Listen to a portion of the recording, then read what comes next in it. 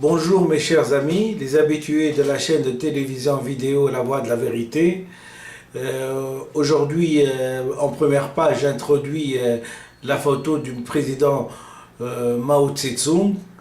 C'est une photo qui désormais sera en première page de toutes les vidéos que j'enregistrerai concernant le petit livre rouge de Mao Tse-tung. Et donc, j'attaque donc pour ce 12 février 2012 le chapitre La ligne des masses.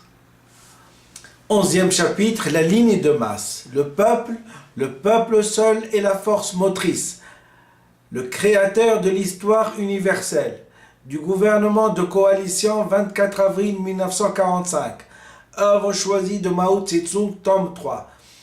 Les masses sont les véritables héros, alors que nous-mêmes nous sommes souvent d'une naïveté ridicule, faute de comprendre cela. Il nous sera impossible d'acquérir des connaissances, même les plus élémentaires. La ligne de masse, préface et postface aux enquêtes à la campagne, mars et avril 1941, œuvre choisie de Mao Tse-tung, tome 3. Les masses populaires sont douées d'une puissance créatrice illimitée. Elles sont capables de s'organiser et de diriger leurs efforts vers tous les domaines et toutes les branches dans lesquelles elles peuvent déployer leur énergie. Elles peuvent s'attaquer à la tâche de la production en largeur comme en profondeur et créer un nombre croissant d'œuvres pour leur bien-être. La ligne de masse. Note sur l'article une solution au problème de la main-d'œuvre excédentaire 1955. L'essor du socialisme dans les campagnes chinoises.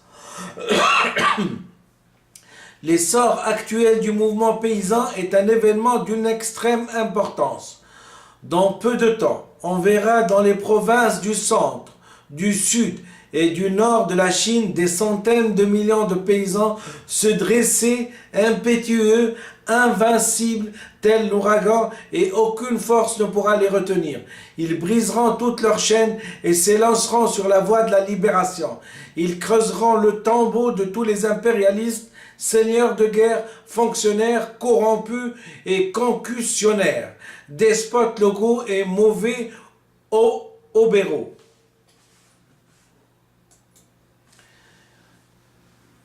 La ligne de masse. Ils mettront à l'épreuve tous les partis révolutionnaires, tous les camarades révolutionnaires qui auront à prendre parti, nous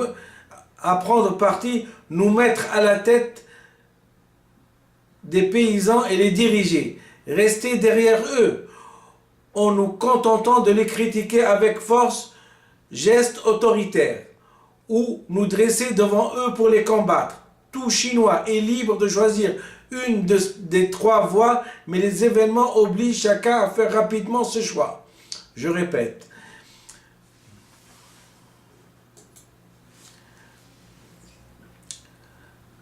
Une solution au problème de la main-d'œuvre excédentaire, 1955.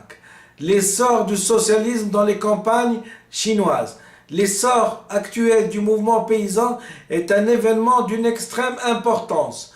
Dans peu de temps, on verra dans les provinces du centre, du sud et du nord de la Chine des centaines de millions de paysans se dresser impétueux, invincibles, tels l'ouragan, aucune force ne pourra les retenir. Ils briseront toutes leurs chaînes et s'élanceront sur la voie de la libération. Ils creuseront le tombeau de tous les impérialistes, seigneurs de guerre, fonctionnaires, corrompus et concussionnaires, despotes locaux et mauvais obéraux. Il mettra à l'épreuve tous les partis révolutionnaires, tous les camarades révolutionnaires qui auront à prendre parti, nous mettre à la tête des paysans et les diriger, rester derrière eux en nous contentant de les critiquer avec force, gestes autoritaires, ou nous dresser devant eux pour les combattre. Tout Chinois est libre de choisir une de ces trois voies, mais les événements obligent chacun à faire rapidement ce choix. La ligne de masse, rapport sur l'enquête menée dans le Hunan à propos du mouvement paysan, mars 1927, œuvre choisie de Mao Tse-tung, tome 1. À l'heure actuelle, l'essor de la coopération agricole, de la transformation sociale à la campagne a déjà commencé en certains endroits et il va bientôt gagner tous les pays. C'est un mouvement révolutionnaire socialiste d'une grande ampleur qui touche une population rurale de plus de 500 millions d'habitants. Sa portée mondiale est donc considérable. Nous devons le diriger activement avec enthousiasme et méthode et non de le ramener en arrière de quelque façon que ce soit. Dans un tel mouvement, certaines erreurs sont inévitables. Cela se comprend. Elles ne sont d'ailleurs pas difficiles à redresser. Les cadres et les paysans parvinrent à surmonter leur insuffisance ou à corriger leurs erreurs si nous leur apportons une aide active.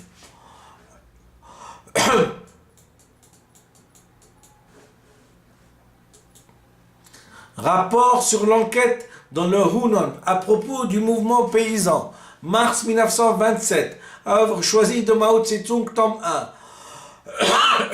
À l'heure actuelle, l'essor de la coopération agricole, de la transformation sociale à la campagne a déjà commencé en certains endroits et va bientôt gagner tout le pays. C'est un mouvement révolutionnaire socialiste d'une grande ampleur qui touche une population rurale de plus de 500 millions d'habitants. Sa portée mondiale est donc considérable. Nous devons le diriger activement, avec enthousiasme et méthode, et non le ramener en arrière de quelque façon que ce soit.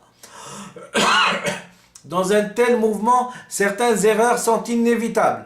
Cela se comprend, elles ne sont d'ailleurs pas difficiles à redresser. Les cadres et les paysans parvinrent à surmonter leur insuffisance ou à corriger leurs erreurs si nous leur rapportons une aide active. La ligne de masse sur le problème de la coopération agricole, 31 juillet 1955.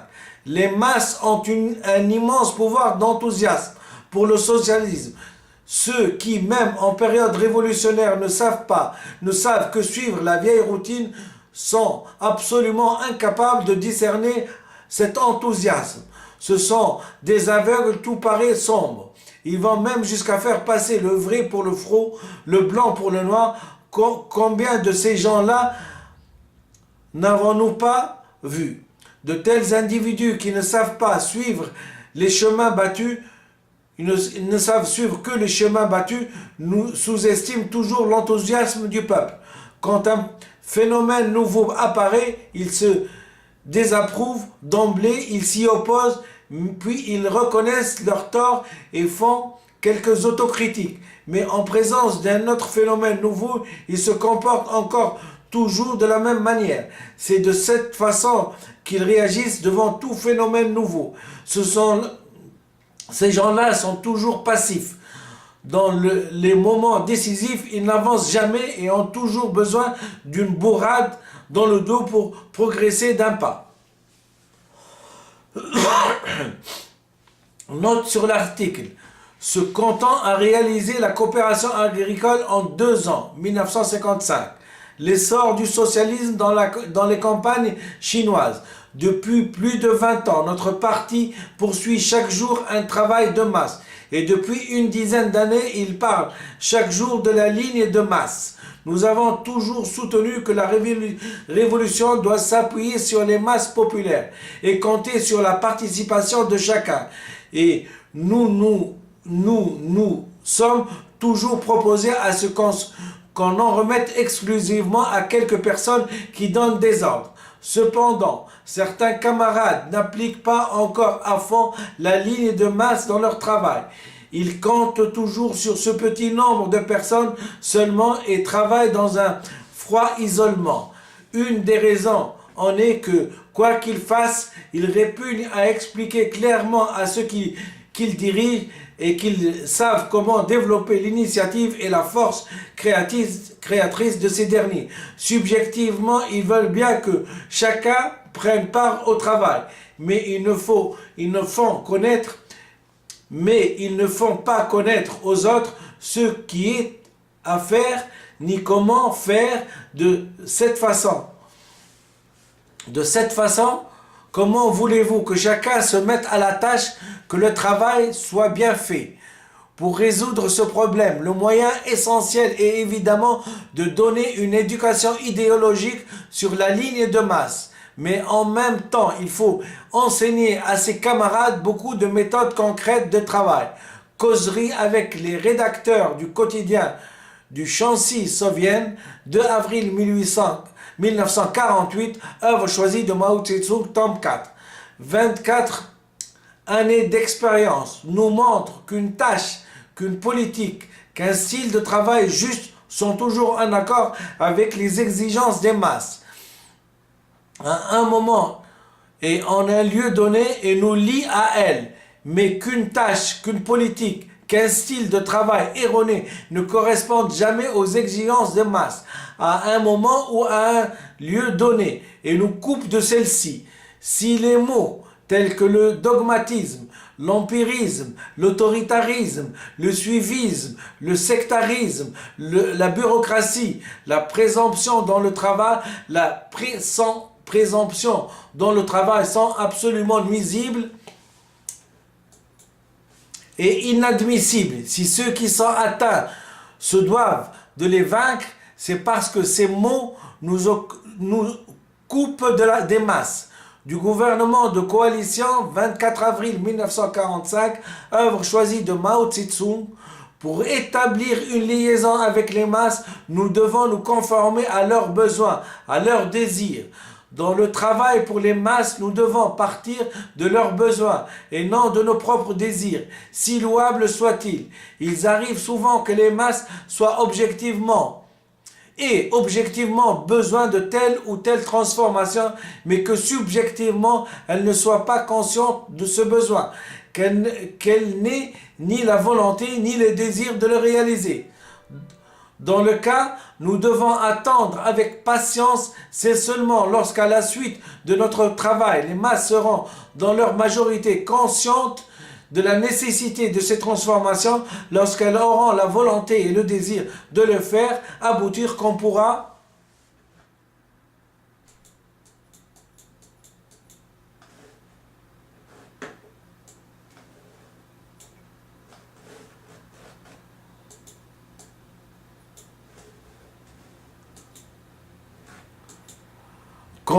les réaliser. Sinon, on risque de se couper des masses. Tout travail exige participation des masses, deviendra quelque chose de tout à fait formel et aboutira finalement à l'échec si les masses n'ont pas pris conscience de la nécessité de ce travail, n'ont pas manifesté le désir d'y participer volontairement.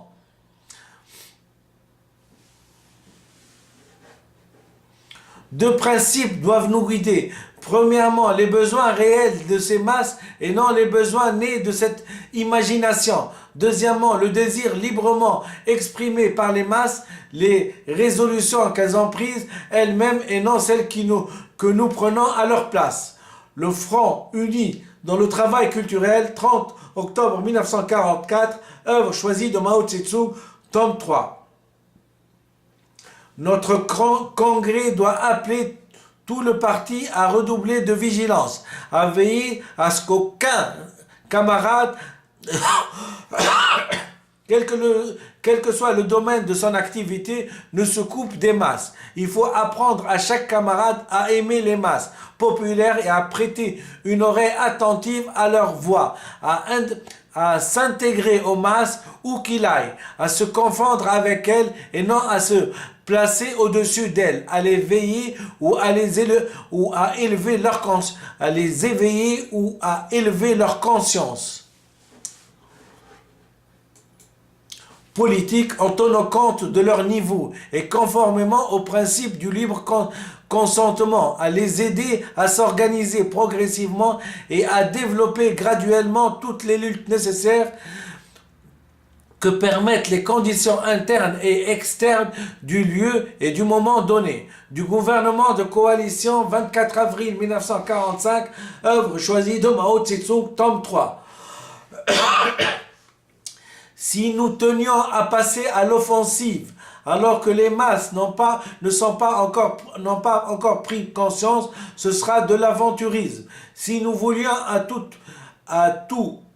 force amener les masses à faire quelque chose contre leur gré, nous échouerons à coup sûr. Si nous avancions pas, alors que les masses demandent à avancer, ça sera de l'opportunisme de droite. Causerie pour les rédacteurs du quotidien de Shaanxi-Suigan, 2 avril 1948, œuvre choisie de Mao Tse-tung, tome 4. Dans tout travail, l'autoritarisme est une erreur car il dépasse le niveau de conscience des masses et viole le principe de libre adhésion. Il est une manifestation de ce mal qu'on appelle précipitation. Nos camarades ne doivent pas croire que tout ce qu'ils comprennent soit également compris des larges masses. Seule une enquête effectuera parmi les masses permet de s'assurer si elles ont saisi telle ou telle idée, si elles sont prêtes à passer à l'action. C'est en agissant de cette manière que nous éviterons l'autoritarisme. Dans tout travail, le suivisme est également une erreur, car il demeure au-dessus du niveau de conscience des masses et viole le principe qui consiste à guider les masses dans leur marche en avant. Il est une manifestation de cet autre mal qu'on appelle lenteur. Nos camarades ne doivent pas croire que les masses ne comprennent rien de ce que eux-mêmes n'ont pas encore compris. Il arrive souvent qu'ils nous devancent et éprouvent le besoin impérieux de faire un pas en avant, alors que nos camarades incapables de les diriger se mettent à la remorque de certains éléments arriérés dont ils reflètent les vues en les prenant toutes pour celles des larges masses.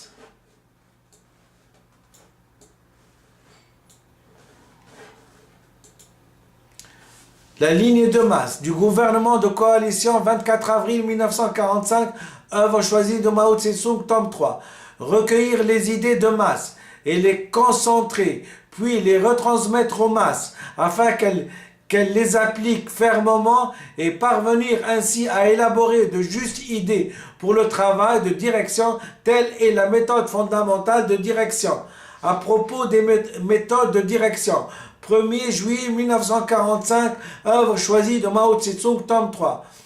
Dans toute activité pratique de notre parti, une direction juste doit se fonder sur le principe suivant: partir des masses pour retourner aux masses. Cela signifie qu'il faut accueillir les idées des masses qui sont dispersées, non systématiques, les concentrer aux idées généralistes et systématiques après étude, puis aller de nouveau dans les masses pour les diffuser et les expliquer, faire en sorte que les masses les assimilent, y adhèrent fermement et les traduisent en action, et vérifier dans l'action même des masses la justesse de ces idées. Puis il faut encore une fois concentrer les idées des masses et les leur transmettre pour qu'elles soient mises résolument en pratique. Et le même processus se poursuit indéfiniment, ces idées devenant toujours plus justes, plus vivantes et plus riches. Voilà la théorie marxiste de la connaissance. Vive la République populaire de Chine. Le chapitre de Monsieur le Président Mao Tse-tung, la ligne des masses, dans le petit livre rouge. À propos des méthodes de direction, 1er juin 1943, œuvre choisie de Mao Tse-tung, tome 3. Nous devons aller dans les masses, nous mettre à leur école, généraliser leur expérience, en dégager les principes et les méthodes meilleurs, plus systématiquement, puis les communiquer aux masses par la propagande.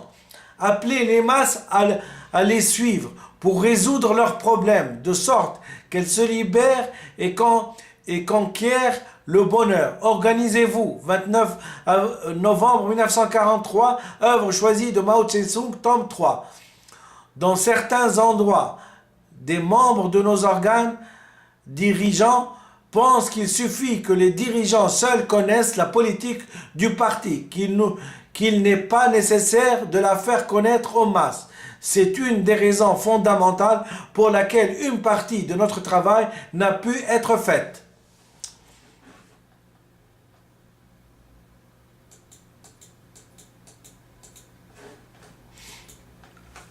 La ligne de masse. Causerie pour les rédacteurs du quotidien de Shanxi Squayan, le 2 avril 1948, œuvre choisie de Mao Tse-tung, tome 4. Dans tout mouvement de masse, nous devons faire une enquête et une analyse fondamentale pour connaître le nombre de partisans actifs, les opposants et ceux qui gardent une position intermédiaire. Nos décisions ne doivent pas être prises sans fondement et de façon subjective.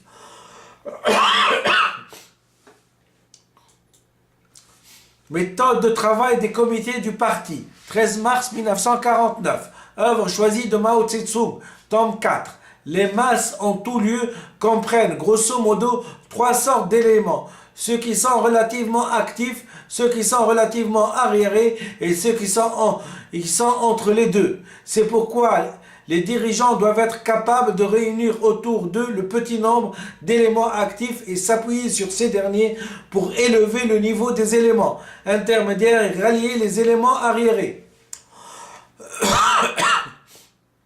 À propos des méthodes de direction, 1er juin 1943, œuvre choisie de Mao Tse-tung, tome 3. Savoir faire passer la politique du parti dans l'action des masses. Savoir amener non seulement les cadres dirigeants, mais aussi les larges masses à comprendre et à bien mener chacun de nos mouvements et chacun de nos luttes. Cela relève de l'art de diriger marxiste-léniniste, le marxisme-léninisme. C'est aussi ce qui permet de déterminer si nous commettons ou non des erreurs dans notre travail. Causerie pour les rédacteurs du quotidien de Shanzhai Soulonin, 2 avril 1948, œuvre choisie de Mao Tse-tung, tome 4. مازال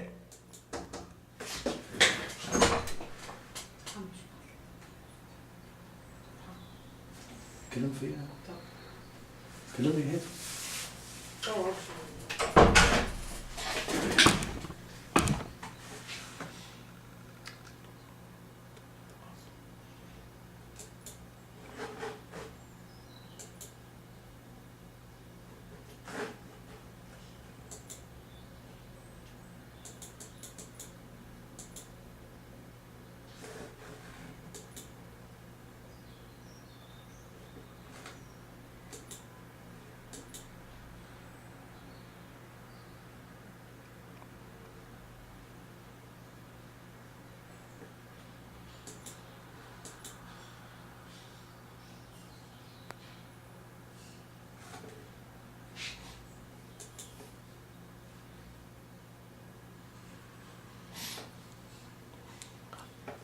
À propos des méthodes de direction, 1er juin 1943, œuvre choisie de Mao Tse-tung, tome 3. Savoir faire passer la politique du parti dans l'action des masses. Savoir amener non seulement les cadres dirigeants, mais aussi des larges masses à comprendre et à bien mener chacun de nos mouvements et chacun de nos luttes. Cela relève de l'art de diriger le marxisme-léninisme. C'est aussi ce qui permet de déterminer si nous commettons ou non des erreurs dans notre travail. Causerie dans les rédacteurs du quotidien Shanzhai Soulonin, œuvre choisie de Mao Tse-tung, tome 4. La ligne de masse. Si actif que ce soit le groupe dirigeant, son activité se réduirait à l'effort infécond d'une poignée de gens, si elle n'est pas liée avec celle des larges masses, mais d'autre part l'activité de larges masses qui n'est pas orientée comme il convient par un fort groupe dirigeant par un fort groupe dirigeant ne peut se maintenir longtemps ni se développer dans une direction juste et s'élever à un niveau supérieur. À propos des méthodes de direction, œuvre choisie de Mao Tse-tung, tome 3. L'activité productrice des masses, leur intérêt, leur expérience et leur état d'esprit. Voilà ce à quoi les cadres dirigeants doivent vouer une attention constante. Inscription pour l'exposition sur l'activité productrice des organismes relevant directement du comité central du parti et du haut commandement de la 8e armée de route. Jigin Ribao de Yen, 24 avril 1945. Nous devons accorder notre attention sérieuse aux problèmes relatifs à la vie des masses, depuis les questions de la terre et du travail jusqu'à celles de l'approvisionnement en combustible, en riz, en huile et en sel.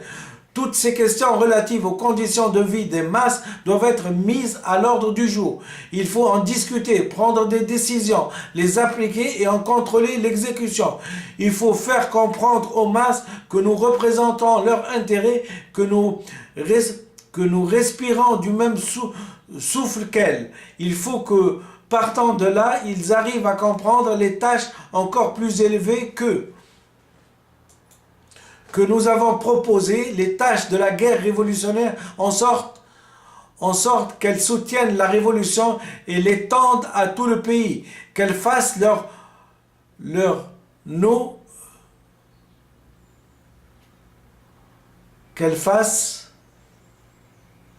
convictions, l'ordre politique et la lutte jusqu'à la victoire finale de la révolution. Soucions-nous davantage des conditions de vie des masses et portons plus d'attention à nos méthodes de travail.